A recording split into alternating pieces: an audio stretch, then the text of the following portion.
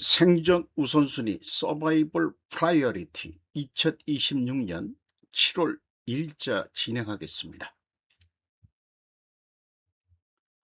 오늘의 편집 내용입니다.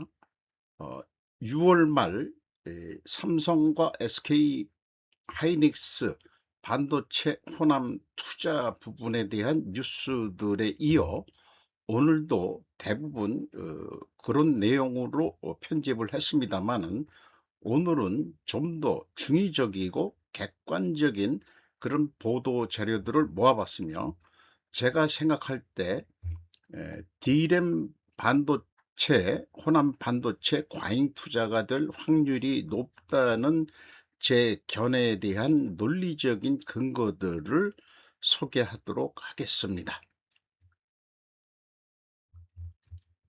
분석: 삼성, SK 하이닉스 메가 한국칩 도박, AI 사이클 낙관론 테스트, 도박이라는 용어를 썼습니다. 전현주와 양희경 한국인 기자입니다만 로이터라고 세계적인 언론 매체를 통해서 6월 30일 보도했습니다. 삼성전자와 SK 하이닉스가 수천억 달러 규모의 투자로 인공지능 붐에 사상 최대 규모의 베팅을 하고 있지만 계획된 역량 강화로 인해 AI 지출이 줄어들 경우 고통스러운 계산이 우려되고 있습니다. 이는 수십 년간의 메모리 산업의 고통스러운 호황과 불황 사이클로 인해 형성된 이전에 제한된 용량 확장 접근 방식에서 벗어난 것으로 보입니다. 이 계획에 따라 정부는 한국이 5년 내에 메모리 칩 생산 능력을 2배로 늘릴 수 있기를 희망합니다. 삼성과 SK 하이닉스는 또한 기존 용인 반도체 클러스터의 팩 건설을 가속화하여 7년 내지 12년의 일정을 단축하고 추가 용량을 더 빨리 온라인화할 예정입니다. 삼성전자와 첨단 AI 프로세스의 필수적인 고대역폭 메모리 HBM 칩 분야에서 SK 하이닉스의 독보적인 위치에 힘입어 글로벌 AI 투자 급증의 주요 승자로 떠오르고 있습니다. 이번 발표는 전 세계적인 메모리 부족 사태에서 AI 하이퍼스케일러로부터 애플과 같은 전자제품 제조업체에 이르기까지 다양한 고객들이 메모리 칩을 더 많이 요구하고 있는 가운데 나온 것입니다. 그러나 분석가들은 칩 공장을 건설하고 확장하는 데 수년이 걸리기 때문에 새로운 용량의 대부분은 향후 10년이 지나야 도착할 것이라고 지적합니다. 그래서 소개한 것이 우리나라 언론은 세 사람이 서 있고 악수하는 것들을 찍었는데 기념 촬영하기 전에 이재명이가 최태원 회장한테 90도 절을 하는, 이게 겉으로 보는 쇼잉이죠. 사실은 이 위에 누르고 있는 그런 거로 이해합니다만은, 모닝스타의 애널리스트 징지유는 메모리 가격은 수요와 공급의 함수로 남아 있으며 향후 10년간 설비 투자가 가속화되면 장기적으로 공급 과잉 위험이 더욱 높아질 것으로 예상합니다라고 말합니다. 메모리 칩 붐은 AI 하이퍼스케일러가 현재 속도로 계속 확장될지 여부에 달려 있다고 그는 덧붙였습니다. 서울대학교 전기컴퓨터공학과 이종호 교수는 투자가 너무 빨리 진행된 것 같다고 말했습니다. 회사의 미래를 결정할 수 있는 투자 유형입니다 라고 그는 말했습니다. 3년 후 상황이 어떻게 될지 아무도 모릅니다. 수요가 강할 때는 신속하게 대응해야 하지만 그 이후에는 수요가 불확실하고 신중하게 결정해야 합니다. From caution to expansion, 주의에서 확장으로 삼성과 SK 하이닉스의 메모리 사업 수익성이 급증한 것은 글로벌 AI 붐과 1분기에만 칩 가격이 2배 가까이 상승한 메모리 칩 부족의 급격한 영향으로 비교적 최근의 현상입니다. 과거 칩 가격 하락으로 인해 기업들은 큰 타격을 입었고 2001년에는 SK 하이닉스가 파산에 휘말렸고 2023년에는 두 회사 모두 큰 손실을 기록했었습니다. 두 회사 모두 마음을 바꾼 이유를 설명하지 않았습니다. 이게 영어식 표현이죠. 사실은 직선적으로 얘기하면 제명이가 강제했기 때문에 할 수 없이 합니다라고 아마 그렇게 표현은 못하겠죠. 노무라의 애널리스트 CW 정은 다른 지역에 투자하는 것이 용인 반도체 클러스터를 둘러싼 불확실성을 해지하는 방법이 될 수 있다고 말했습니다. 일본 측 애널리스트는 뭐 다른 데도 해는 게 뭐 나쁘진 않겠죠. 한 군데 몰빵하는 것보단 호남 지역에도 해는 것도 뭐 나쁘진 않겠죠. 속으로는 과잉 투자가 되기를 바라는 의미의 애널리스트인지도 모르죠. 읽으면서 그런 생각이 들어간다는 얘기입니다. 과거 주기, 그럼에도 불구하고 분석가들은 기업들이 과거 사이클에서 배울 것이라고 믿었다고 말했습니다. CLS의 선임 애널리스트 산지부 리나는 메모리 산업의 침체는 분명히 이 계획에 대한 위험이라고 말합니다. 그러나 메모리 생산업체는 과잉 생산의 징후가 나타나면 투자 속도를 조정할 수 있는 유연성을 유지합니다. 그렇게도 좀 얘기를 하고 있네요. 2024년 삼성은 시장 침체로 인해 서울 남쪽 평택에 위치한 P5 칩 공장의 건설을 거의 2년 동안 중단했다가 작년 말에 작업을 재개했습니다. 강훈식 한국 대통령 비서실장은 월요일 정부가 승인을 신속히 처리하고 2030년 이 대통령 임기가 끝나기 전에 칩 클러스터를 완성할 것이라고 말했습니다. 어제의 메시지는 한국이 세계 3대 AI 강국이 되기 위해 진지하게 노력하고 있다는 것이었습니다. 이것은 단순한 수사가 아닙니다. 정부는 이를 실현하기 위해 실제 돈을 쓰기로 약속하고 있습니다. 비록 한국인 기자들이 취재한 것이지만 로이터라는 국제적 언론의 분석 기사는 쏠림적이지 않고 중의적이고 객관적인 입장에서 기사화한 것으로 보입니다. 저는 호남 반도체 투자는 수요의 변화에 조정되어야 할 것이며 설비 과잉 투자가 될 확률이 높다는 데 베팅합니다. 왜냐하면 AI 수요를 줄일 수 있는 소프트웨어의 개발 욕구가 있고 성공한 기업이 나온다면 수요는 10분의 1로 감소할 것이기 때문입니다. 소프트웨어의 요구 필요성에 대한 논리적 자료들을 전개하고자 합니다. 이게 용인 삼성전자 쪽 그 전경 사진이죠. 한 번뿐인 기회, 한국 AI 붐의 큰 베팅. 한국은 세계 최고의 AI 강국 중 하나로 미국과 중국에 합류하는 것을 목표로 하고 있습니다. 페트로 파르도 기자가 AFP에서 6월 29일 보도했습니다. AFP는 저기 따지고 보면은 그 통일교 재단 거죠. 분석가들은 인공지능을 구동하는 부품에 대한 엄청난 수요가 한국이 중국과 같은 경쟁국에 맞서 칩생 산업을 강화할 수 있는 기회를 제공한다고 말합니다. 서울시는 월요일에 새로운 반도체 공장과 AI 데이터 센터를 위해 한국 GDP의 3분의 2 이상에 해당하는 총 1조 2천억 달러에 가까운 대규모 민간 공공 투자를 발표했습니다. 스카이 하이 프로피스, 고수익이라고 한 걸 제가 하늘 높은 이익이라고, 하늘은 끝이 없으니까요.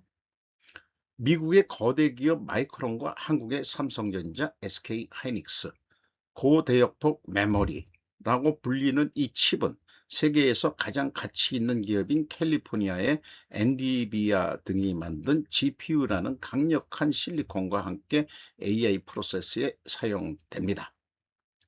오브젝트 아날리시스의 반도체 전문가인 짐 핸디는 AFP와의 인터뷰에서 AI는 큰 수요를 제공했을 뿐만 아니라 공급 부족을 초래했으며 이로 인해 가격이 상승했습니다. 메모리 및 스토리지 칩의 치솟는 가격이 소비자에게 전가되고 있으며 애플은 이번 달에 맥북과 아이패드 가격을 인상했습니다. 차이니즈 컴페티션, 중국 경쟁, 특히 중국이 기술 산업 발전을 위해 경쟁하고 있는 상황에서 서울은 호황기를 격차를 좁힐 수 있는 일회성의 기회로 보고 있다고 옴디아의 수석 앨러니스트 리안 제수는 말합니다. AI 붐이 잦아들 수 있고 수요가 퇴보할 수 있기 때문에 한국이 전략적 위기를 활용하고 투자할 수 있는 완벽한 시기. 요게 좀 앞뒤가 안 맞는 것 같지만 줄기 전에 투자한다? 근데 그게 주는 게 3년 후에 수요가 준다면은 어떡할 거냐? 이런 얘기 같습니다. 파이낸셜 타임즈는 토요일에 애플이 대만 경쟁사들과 함께 공급 부족의 혜택을 받을 준비가 된 중국 제조업체 CXMT로부터 메모리 칩을 인수하려고 한다고 보도했습니다. AFP는 애플과 CXMT의 논평을 요청했습니다. 중국 기업들이 낮은 인건비와 큰 내수의 혜택을 누리고 있지만 중국의 기술 성장에는 한계가 있을 수 있다고 말했습니다. 사람들은 덜 중국산 실리콘에 지나치게 의존하게 됨에 따라 삼성과 같은 한국 공급 업체들은 이제 이를 2배로 늘리고자 합니다. 이노베이션 임퍼러티브, 혁신의 필수성. 옴디아의 수는 월요일 발표를 통해 한국집 제조업체들이 현재 보유한 풍부한 현금을 활용해 제품을 다각화하고 싶다고 덧붙였습니다. 이는 경제학자들이 일시적인 원자재 가격 상승에 부정적인 영향을 언급하는 네덜란드 질병이라고 부르는 현재 섹터인 메모리 칩에 지나치게 의존한 것을 피하는 데 도움이 될 수 있습니다. 붐이냐 또는 버블이냐. 삼성전자의 주가가 지난 1년간 430% 이상 상승하며 SK하이닉스의 주가가 770% 상승하는 등 이 분야의 급격한 성장 속도는 AI 붐이 얼마나 오래 지속될 수 있을지에 대한 우려를 불러일으켰습니다. 수와 같은 일부 분석가들은 AI 도구의 비즈니스 운영 통합이 심화됨에 따라 수요가 계속 증가할 것으로 낙관하고 있습니다. 핸디는 메모리 칩의 경우 최종 시장에 영향을 미칠 때까지 가격 상승을 막을 수 있는 것은 거의 없다고 말했습니다. 그런데 가격이 너무 높게 상승하면 시장은 다른 기술로 이동하거나 완전히 사라집니다라고 그는 말했습니다.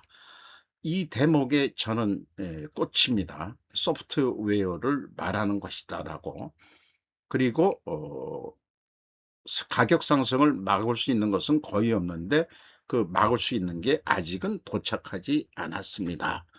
이 부분을 제가 추가로 나중에 전개해 보도록 하겠습니다.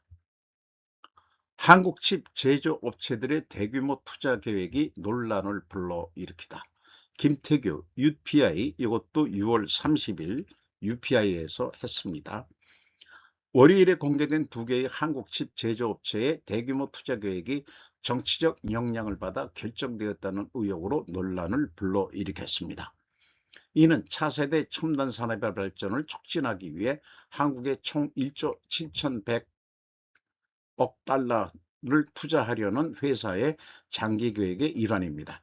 하지만 삼성은 일정을 명시하지 않았습니다.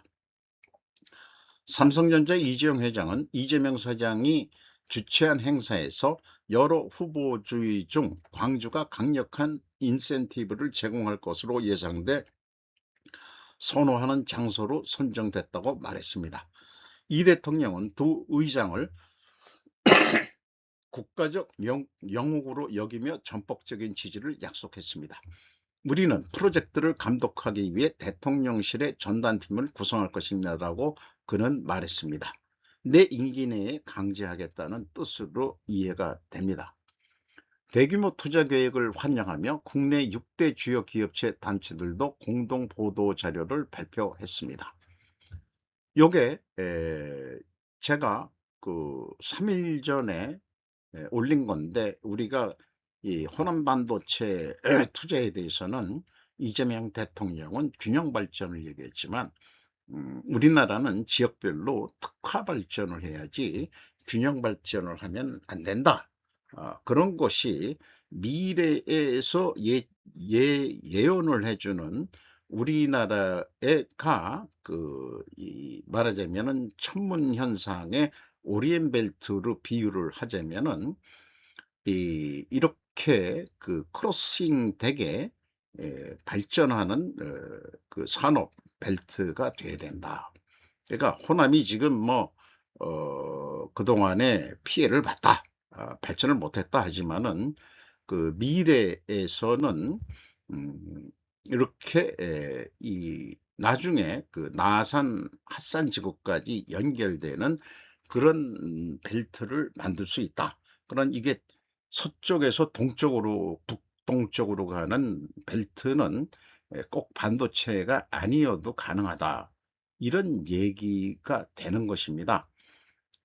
그리고 반도체 벨트와 다른 여러 가지 등등은 신의주까지 연결돼서 향후 어, 여기에 그 신양 선양시를 통해서 하얼빈까지 연결되는 그런 미래의 그 구상을 지금 상상하는 거죠.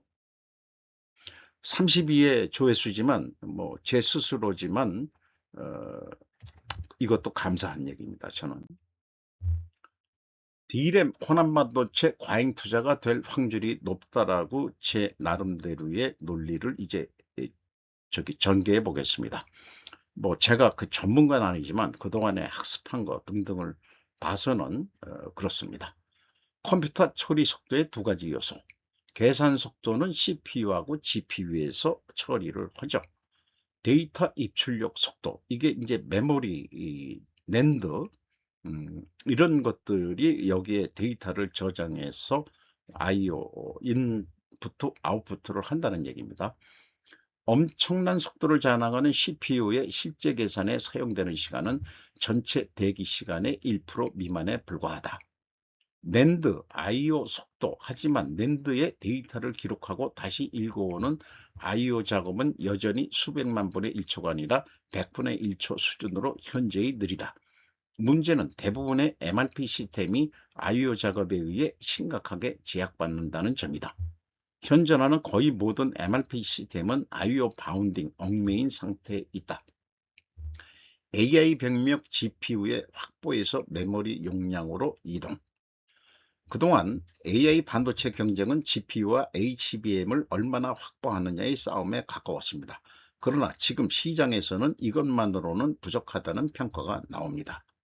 샌디스크 날개된 HBF 특허, 하드웨어 접근, 데이터 이동거리 줄여 AI 반도체 병력을 완화하겠다. 하드웨어적인 거로 그 GPU 밑에다가 HBM을 붙이겠다, 이런 게 HBF라고 하는군요.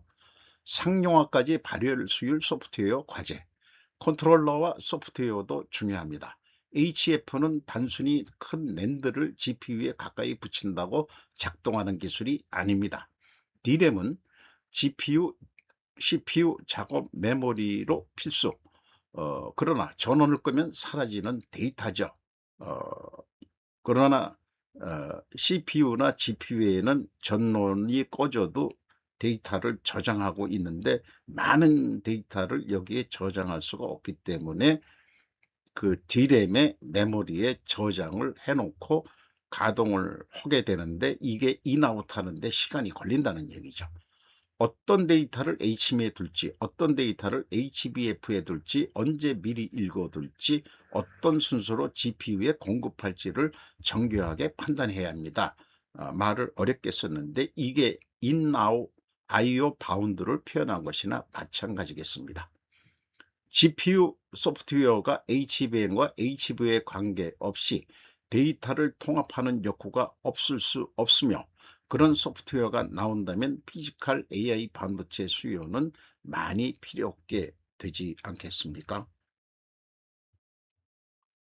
AI 반도체 데이터 병력 해결사 샌디스크 날개된 HBF 특허 기술 모길레라고 정두영 기자가 6월 24일 날 지금 인용한 것들을 보도를 했었습니다. 이 앞에서 인용한 것이 이 기사에서 가져간 것이고요. 그 다음에 또한 이런 하드웨어만 확보했다고 되는 게 아니고 이것만으로는 부족하다. 뭐가 부족하냐? 소프트웨어가 부족하다. 그래서 왜 그런 일이 일어나느냐? 그러면은 그게 근본적으로 전사나 MRP 시스템을 하면서 어, 진행이 되고 있고 과거의 유산이 또 그럴 수밖에 없었다는 것을 학습을 했었습니다. 저는 이 봄과 빌 오브 메타리얼과 라우팅의 분리가 현재 되어 있는데 봄이 이 GPU에 지금 들어가 있다면은 라우팅은 메모리가 되겠습니다. 이거를 저는 좀 축소 비유를 해서 사실 축소도 아니죠. 분야가 틀리긴 하지만 용어를 봄을 매출원가 그 산식 로직으로 보고 그 다음에 라우팅을 제조 원가로 이렇게 데이터가 분리된 것으로 비유합니다. 그리고 이런 정보 시스템이라고 했지만은 정보 시스템이 되지 못하고 데이터 시스템이 되어버렸다. 기업의 목표 달성을 위한 진정한 정보 시스템이 되지 못했다. 신속 처리 해결책은 어떻게 해야 될 거냐? 그럼 본과 라우팅을 통합해야 된다. 비유로 요리 레시피에서 재료 목록과 조리 순서가 한 장의 문서로 되어야 한다.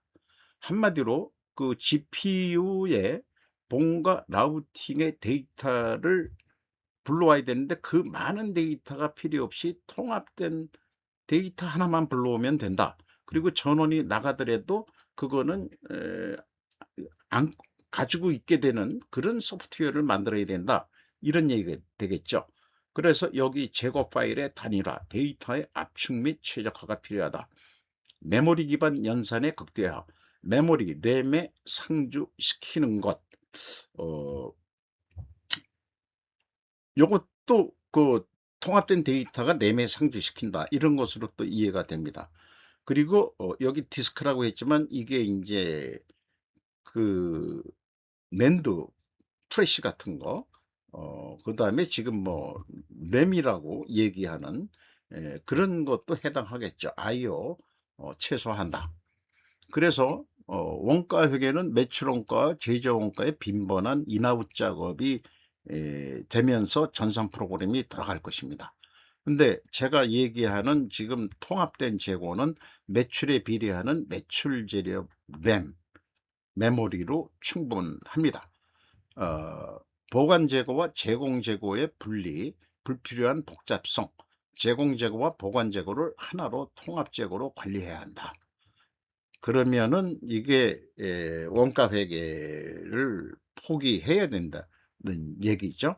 실전 표준적 예제로 제가 스루프트 회계로 지금 분석해서 해 드리고 있습니다. 기업이 자신의 한계를 인식해야 하고 그것을 극복하는 과정이 필요한 것이다. 아무리 AI 시대라고 해도 정보 시스템에 대한 지적과 의사결정 시스템의 논리는 지금도 유효한 것. 진짜 우리가 고민해야 될 것은 스루풋 맥시멈화, 수익 창출은 변하지 않는 것이다. 현대의 PC만으로도 대규모 공장의 장기 상세 일정을 1시간 이내에 산출하는 것이 기술적으로 충분히 가능하다고 말을 합니다. 저는 뭐 분석하는데 엑셀 시트 한 장 가지고 그냥 해버립니다. 그래서 이것이 비유를 한 게 이게 봄이고요. 이게 라우팅인데 이게 뭐 조립회사하고 장치회사하고 여러 공정이 있는데 이런 게 제조 원가로 비유를 할 수 있는 거고 요게 이제 그 매출 원가 단순한 산식을 안 잊어버리는 데이터로 가지고 있으면 되는 거죠. 그래서 이 보관 재고 여기는 저기 그 제공 재고고 요 위에는 보관 재고인데 이거를 통합해 가지고 위에 한꺼번에 가지고 있으면 되는 거다. 제 말씀은 그런 얘기가 되겠습니다. 본과 라우팅이 이원화된 관리 과거의 유산이었다. 현재 대부분의 생산관리 시스템에서 제품의 구조는 자재명세서 부품 구성표, 봄이라고 보통 그렇게 합니다. 공정 흐름도 라우팅의 두 개의 별개의 파일로 나누어 관리된다. 컴퓨터 처리 속도의 두 가지 요소, 계산 속도와 데이터의 입출력 속도, 앞에도 소개했지만 이렇게 되어 있습니다. 그래서 MRP 시스템도 결국 원가세계 패러다임을 벗어나지 못했기 때문에 그런 소프트웨어를 만들어야 그런 하드웨어적인 그런 비싸지고 양이 많이 필요한 그런 반도체들의 수요를 어, 줄일 수 있는데, 재고를 통합하면은 데이터를 줄일 수 있으면은 그 뭐라 그럴까요? 그러면은 그런 칩이 HBM 같은 어, 고대역 메모리가 필요 없게 될 수도 있다. 그리고 또 서울대학교 이 전산학과 출신인 어, 권모라는 젊으신 이 사장이 있는데, 음, 이 수요를 10분의 1로 줄일 수 있는 자기네들은 그런 기술을 지금 개발하고 있다는 얘기인데, 에, 그게 돈이 없어가지고 서울시 무슨 소프트웨어 경진대회에 나갔는데 채택이 안 됐다고 하는 얘기해서 개인적으로 페이스북에 올린 거를 제가 한번 읽어본 적이 있습니다. 중국의 과잉 생산과 덤핑 수출, 미중 과잉 생산 회담 실패의 결과 관세 전쟁의 서막은 바이든 때부터. 미 재무부 장관 미중 중과잉 생산 논의할 회담 개최. 저는 이것을 제닛 앨런 언니가 얘기했듯이 한국이 지금 투자가 과잉 생산이 안 될까 우려가 되는 겁니다. 왜냐? 소프트웨어가 개발된다면 그렇게 많은 수요가 필요 없게 될지도 모르기 때문입니다. AI 반도체 디램은 거품이 꺼질 것. 수요 감소하면 과잉 투자, 과잉 생산에 중국처럼 덤핑할 것이냐. 공급을 통제해야 높은 가격을 계속 받을 수 있다는 것을 왜 모르냐. 이재명이는 천천히 해서 그 수요에 맞게끔 그 공급을 조금씩 늦춰가면서야 비싸게 팔아먹어서 돈을 더 버는 거지. 그거 기회가 있다고 왕창해서 가격을 내리겠다고 하는 건데, 그게 지금 생각하면은 그렇게 하겠다는 게 중국 일업 가게 하겠다는 뜻으로 역으로 들린단 말이에요. 그렇게 머리가 저는 돌아갑니다. 광주 찾은 이 호남 없이 국가 없다. 김진아, 장진목, 강주리 세 기자가 무려 서울신문에서 6월 30일 날 보도했습니다. 이 민주주의 발전에 호남 노력 커. 임진왜란 때 이순신 장군 발언 인용. 용수 전력용지 대규모 투자 약속. 민주주의 발전에 호남 노력 다른 데는 안 했냐? 그리고 사실 어떻게 보면은 그쪽에 공산주의자들이 많았던 거 아닌가? 물론 딴 데도 있었지만, 이순신 장군이 임진왜란 때 썼던 양모 호남 시무 국가, 호남이 없었다면 국가도 없었다를 인용한 이 대통령은 모범적 민주국가로 발돋움하게 된 것은 많은 국민들이 노력한 결과이긴 하지만 그 중에서도 호남의 노력이 매우 컸다고 생각한다고 말했다. 호남에 대규모 투자를 할 수 있도록 좋게 말하면 유도, 심하게 말하면 유인이고 억압이나 강요는 하지 않았다. 이런 말을 했다는 것은 사실상 했다는 거죠. 억압이나 강요했다. 정부 정책을 잘 조정해서 이런 환경을 만들어서 기업 결단을 이끌어낸 일이 가장 보람 있는 일이라고 했다. 내가 왕 권력으로 시켜서 이렇게 해 나간다는 말을 돌려 이렇게 얘기하네요. 이 호남에서 또 자랑질들을 하는데, 이 회사 사람으로는 앵커 테크놀로지 코리아라는 데가 있는데, 이게 상장 기업이면은 뭔 회사인지 좀 알아보고 싶네요. 앵커 테크놀로지 코리아. 어, 그러니까 이 코리아자가 뒤에 붙으면은 이게 어떤 외국 자본인지 어떤지 그게 궁금합니다. 이재명은 왜 지역화폐를 강제하려는가? 숨은 포인트 수십조 원 지역화폐로 바뀐다. 소비진작 특단 조치. 김윤정 디지털타임즈에서 6월 30일. 이재명 대통령 소비진작 추가 대책 필요. 지역화폐 활용도 높여야. 민간 소비 가속화 촉매제. 방치된 멤버십 카드. 포인트가 마중물 된다. 정보가 사용되지 않고 사장되는 각종 민간 공공포인트를 지역화폐로 전환해 골목 상권을 살리는 방안을 추진한다. 민간 소비 회복의 흐름을 가속화하고 전통시장과 소상공인의 활력을 되찾기 위한 취지다. 여기에는 제가 물음표를 붙이겠습니다.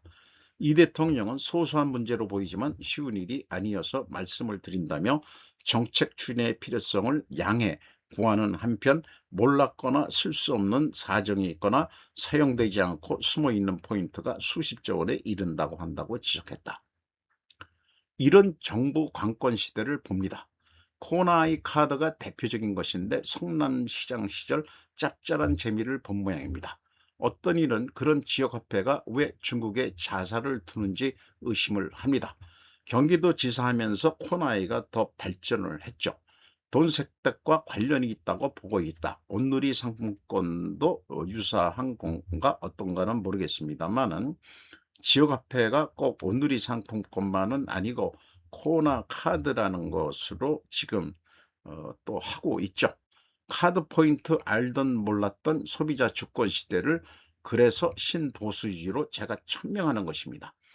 포인트가 낭비를 불러올 수도 있기 때문에 저는 소멸이 되더라도 안 합니다. 왜냐? 그것 때문에 그거 포인트만큼 물건 사는 건 아니거든요. 포인트가 그렇게 많은 것도 아니고 그렇게 생각해서 저는 소멸해도 그만인 거다. 포인트란 것은. 그러나 제가 이제 에, 그 저- 무선 전화 그 휴대폰은 KT 거를 처음부터 끝까지 사용해 가지고 KT 멤버스로 할인되는 데가 몇 군데 있어요. 10% 할인이면 그거는 괜찮은 겁니다. 그래서 그렇다고 제가 과소비가 일어나느냐? 그거 아닙니다. 이 담배하고 술은 안 되기 때문에 라면만 사도 이득입니다. 그러니까 예, 간식으로 우리가 뭐 저는 주식으로 먹을 때도 있습니다만은 라면 두 거면은 보통 10,000원이거든요. 한 봉지에 5개. 그러면은 10,000원인데 그거 KT 멤버스로 하면은 9,000원, 1,000원이면 어딥니까? 그러니까 내가 알아서 쓰고 소비자 주권 시대고 내 자유 의지가 있는 건데 이 친구는 국민 소비자 주권의 자유 의지를 지가 강제하겠다는 거 아니에요. 근데 말은 공물목상권 이따위 얘기를 하는데 얘가 독재자로 가려는 모양입니다. 시진핑과 같은. 이거는 독재 권력에 의한 거지 절대 민주 자본주의 사회에서는 나올 수 없는 겁니다. 어떤 가이드라인이나 뭐 좀 많이 쓰세요. 뭐 이런 얘기는 하실 수 있겠지만은 이것은 이런 걸 강제한다는 것은 얘가 독재자가 되려고 하는 거 아닌가 하는 의심을 어, 지울 수 없습니다. 독재자들이 어떤 꼴을 당하는지 비유를 한번 해볼까요? 푸틴은 건강해 보이지 않습니다. 위험한 징후.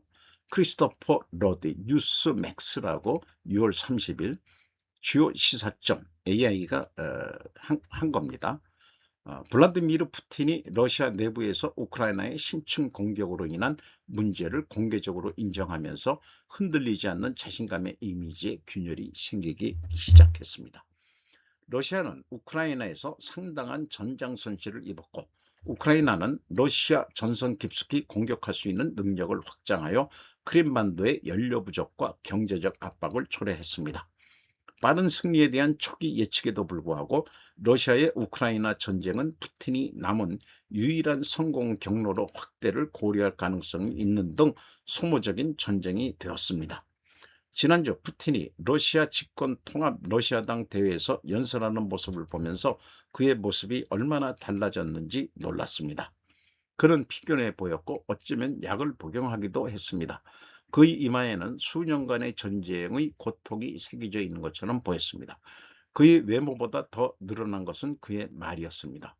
푸틴은 처음으로 우크라이나의 러시아 내 심층 공격 확대 캠페인이 실제 문제를 야기했다는 사실을 공개적으로 인정했습니다. 그러나 그것은 감당할 만하다는 뒷말도 있습니다. 핵무기는 있는데 쓰면 러시아만이 아니라 지구 멸망이니까 핵국가라고 하더라도 방어 목적으로는 가지고 있는 게 좋겠지만 자기가 공격하면은 바로 감지해서 서로 간에 이제 죽이는 지구 멸망의 길로 가니까 그것은 그렇게 할 수는 없을 거고, 사진도 피곤해한 그 푸틴의 얼굴을 게재를 했네요. 어,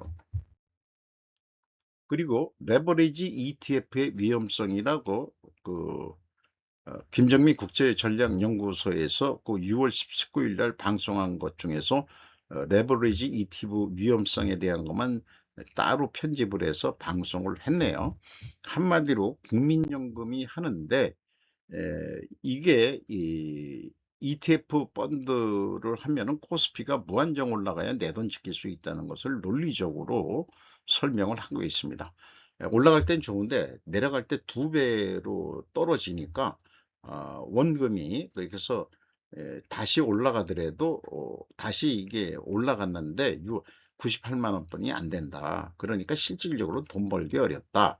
그래서 그 단점에 대해서 원금 보장이 안 되고 시장 평균 이상의 초대박은 불가하고 비싸게 사거나 싸게 파는 경우 발생하고 비주류 ETF의 경우 매매가 원활하지 못하다. 뭐 이런 등등. 그리고 해외 ETF의 높은 세금 부담률, 매매 차익의 배당소득세 15.4%, 국내 상장의 경우 양도소득세 22%, 이렇게 되니까 벌기도 어려운데 왜 이런 걸 하느냐라는 비판입니다. 어, 그리고 트럼프가 날린 최후의 한방, 중국 지금 초비상 걸린 이유라는 제목을 또 그럴싸하게 제목을 바꿔서 이충원 TV가 전 세계가 우양호하고 있다는 거를 또 제목을 바꿔서 재탕 방송을 냈네요. 그런 것들을 하는 이유가 아무래도 그 조회수 이런 것이 수익에 관계가 되니까는 또 올리고 그러겠죠. 국내 정치도 이 국제학 정치 박사이신데 국내 정치도 국내 정치와 연결되는 거 아니냐. 그러니까 한국 좌파를 지금 현 정권에 대해서는 비판 의견은 한마디도 안 하면서 계속 국제 문제를 죄송합니다. 음, 언급들을 하고 있는데 에, 국제 문제가 한국 문제 아니 연결되는 거 아닙니까? 그러니까 한국 좌파하고 이런 거를 언급하는 자세가 좀 없어 보이는 게 좀 아쉽습니다. 다들 우양우 되는데 왜 그럼 한국은 우양우 안 되냐? 한마디로 그런 의견은 왜 못하냐? 이 얘기입니다. 제 얘기는.